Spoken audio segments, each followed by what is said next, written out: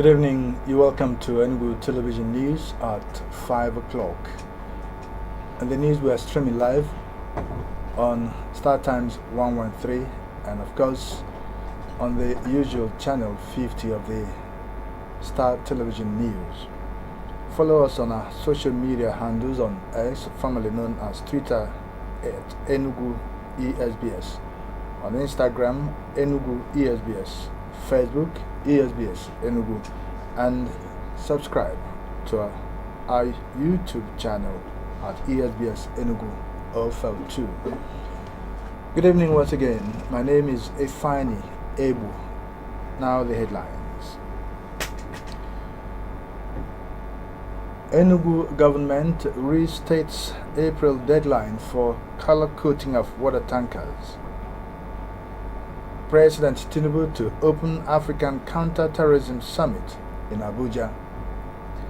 From the foreign scene, Sierra Leone authorities destroy $200,000 worth of drugs. Good evening again, and we now move. In its efforts to protect the citizens from the outbreak of water-related diseases and ensure that potable water is distributed to the residents of the state, both in the metropolis and rural areas, recall an extended 6 months window was provided by the Enugu State Water Sector Law 2023, which became effective in November 2023 to elapse by April ending 2024, with enforcement to commence May 1st this year.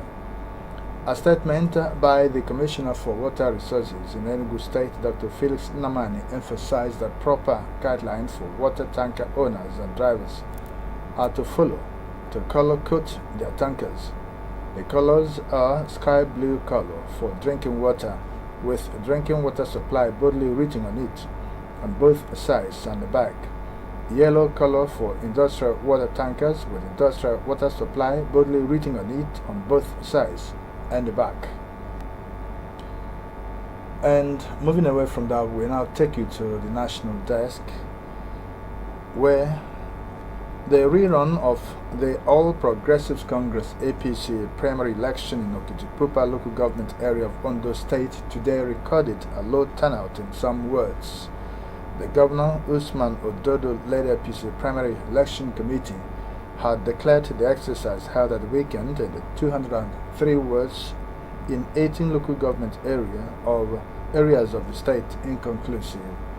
In a statement issued in the early hours of today in Akure, Ododo said that reports reaching the committee indicated that the electoral process in 13 wards in Okitipupa local government area suffered some hitches.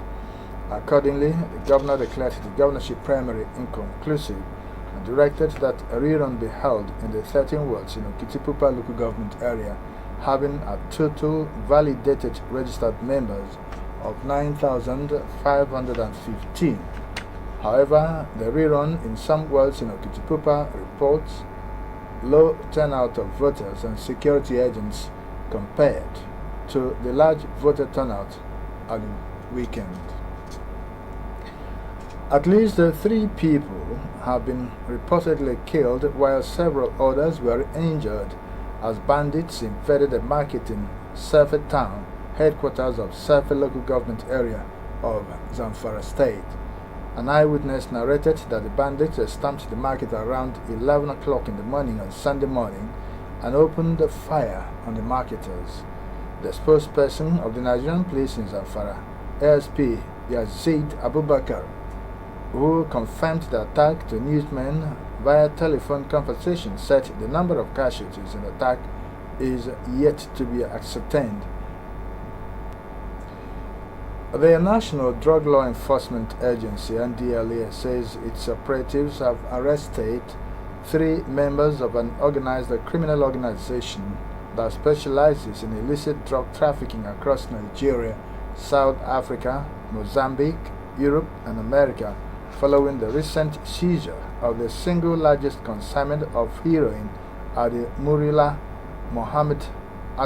Mohammed International Airport, Ikeja, Lagos.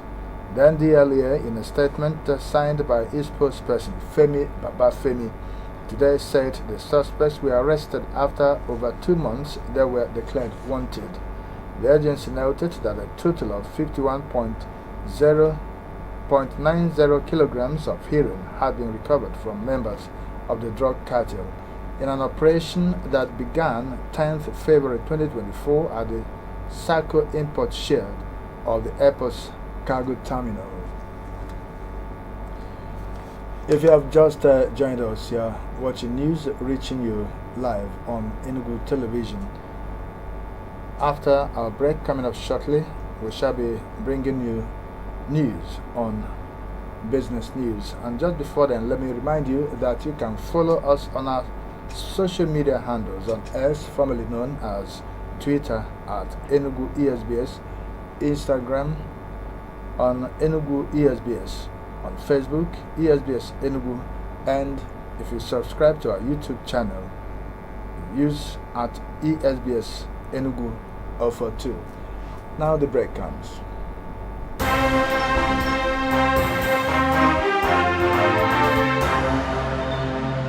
Very much welcoming you back to the rest of the news.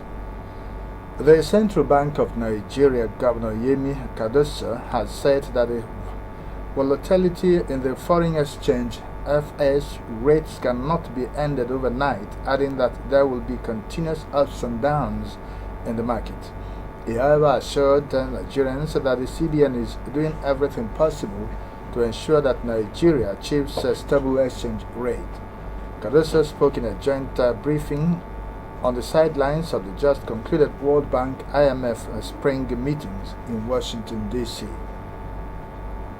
The federal government is set to receive around $2.2 billion single-digit interest loan from the World Bank and another budget support facility from the African Development Bank, ADB. Minister of Finance Wala Edu disclosed this during a press briefing at the end of Nigeria's activities at the World Bank International Monetary Fund spring meeting in Washington, D.C., the United States, over the weekend. Speaking on the sources of international funding to the Nigerian economy, Mr. Edu listed diaspora remittances, foreign portfolio, investments, and facilities from the World Bank and other international development partners. Now, foreign news.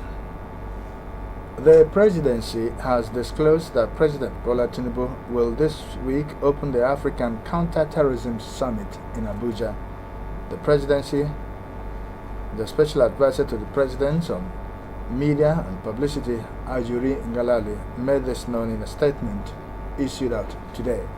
He noted that Nigeria, with the support of the United Nations Office of Counter-Terrorism, UNOCT, is organizing a high-level African Counter-Terrorism Summit under the theme Strengthening Regional Cooperation and Institution Building to Address the Evolving Threat of Terrorism in Abuja from April 22nd to April 23rd.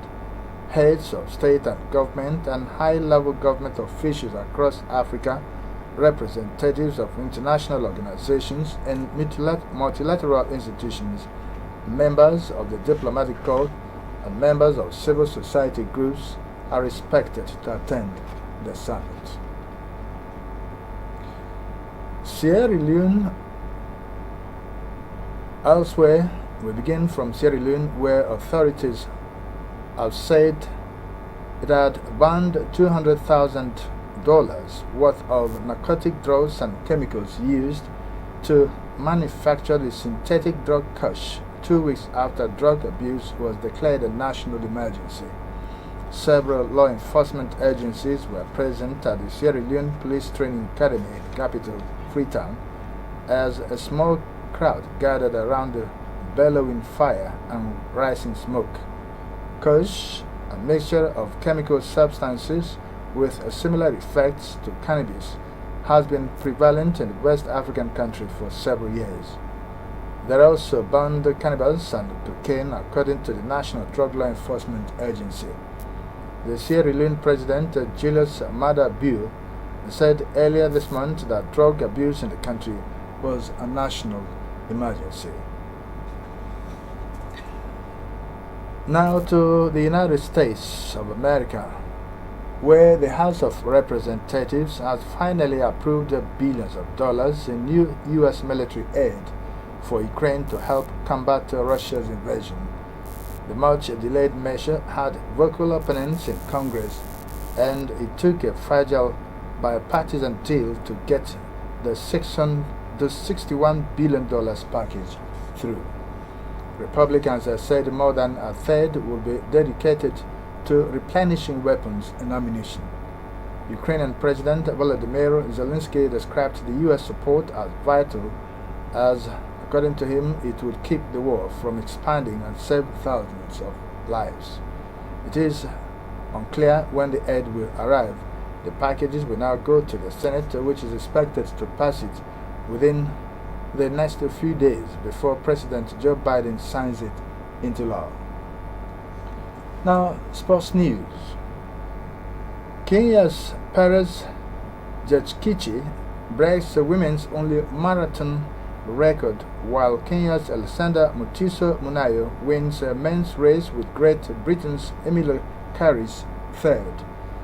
Also, Switzerland's Marcel Hogg wins a men's wheelchair race for fourth successive year, with GB's David Weir third, while Switzerland's Katrin de Bogner wins a women's wheelchair race at the London Marathon. Now, relax as we bring you entertainment news. The British conductor Sir Andrew Davies, who performed with many of the world's finest orchestras, has died from leukemia. Sir Andrew, who died at 80, was one of the longest-serving chief conductors of the BBC Symphony Orchestra. He was also a familiar face at the BBC Rooms concerts in London, where he was noted for his humorous speeches. His agent, who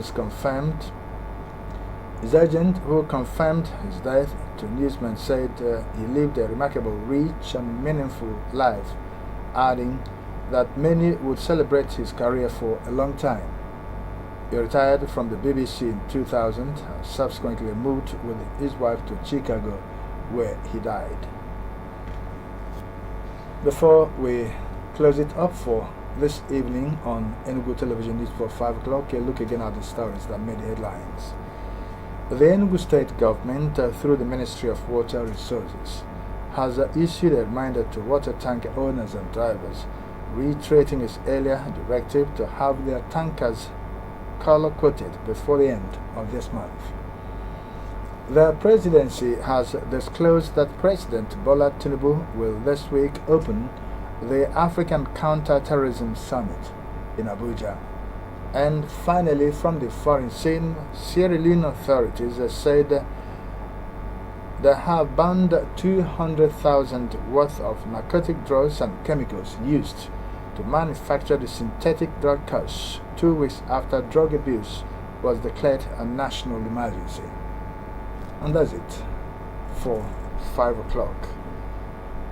On behalf of all those that assisted us in getting the information to you, we thank you for everything. But remember that you can follow us on our social media handles on X, formerly known as Twitter, at Enugu Esbs, Instagram, Enugu Esbs, on Facebook, Esbs Enugu, while you subscribe to our YouTube channel through at Esbs Enugu 042. Until when we have time to do it again, this is Ifani Ebo, thanking you for your time.